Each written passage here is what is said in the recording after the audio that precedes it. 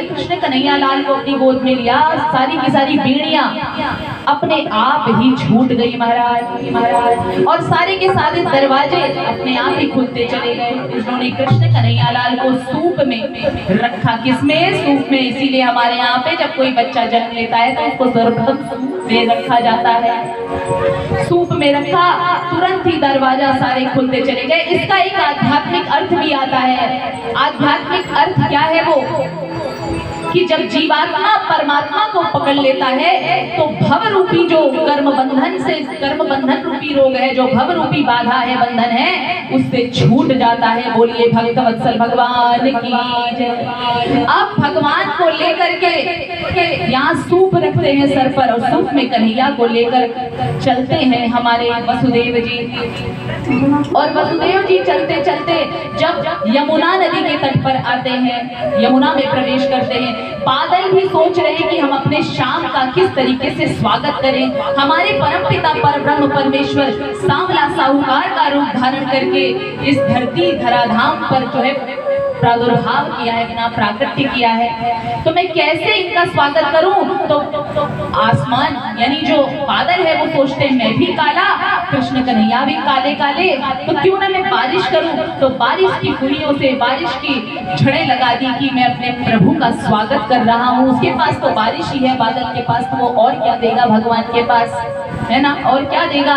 उसके बाद अब शेष भगवान निकलते हैं यमुना नदी के तट से कि हमारे हरि भीग रहे हैं, नन्हा सा रूप धारण कर रहे हैं, इनको कोई किसी भी प्रकार की बाधा ना हो, इसलिए छतरी बन जाते हैं हमारे शेष भगवान। अब यमुना मैया भी सोचती हैं कि मुझे भी प्रभु का प्रक्षालन करना है।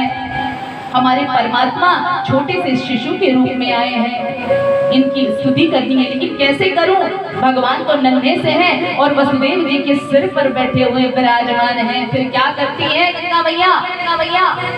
गंगा मैया अपना इतना वेग बढ़ा लेती हैं कि वसुदेव के कंठ तक आ जाती है। कहीं अभी लाला यदि आपने दर्शन नहीं दिया परमात्मा तो मैं तो फिर आपको जाने देने वाली नहीं हूँ। तुरंत कन्हैया ने अपने चरण को गंगा यमुना नदी के तट पर लगा दिया। यमुना मैया ने उनका प्रक्षालन किया। बोलिए भक्त वत्सल भगवान की जय। अब जो है वहां पर गोकुल में पहुंचते हैं वसुदेव जी, और कृष्ण कन्हैया तो वहां यशोदा मैया के पास रखते हैं, और वहां पर जो कन्या लेटी हुई है उसको उठा कर ले आते हैं। और जैसे ही उस कन्या को लेकर आते हैं अपने कारागार में जाते हैं, कारागार का सारा दरवाजा अपने आप ही बंद होना चला जाता है, और बैठते हैं तो बेड़ियां अपने आप ही लग जाती हैं। यानी कि माया, जब जीव माया के अंदर आ पड़ता है तो जीव संसार में आके भटक जाता है, माया के बंधन में पड़ जाता है, और जब परमात्मा का चिंतन और भजन करते रहता है तो इस माया से छूट जाता है। ये है श्रीमद् भागवत का आध्यात्मिक अर्थ।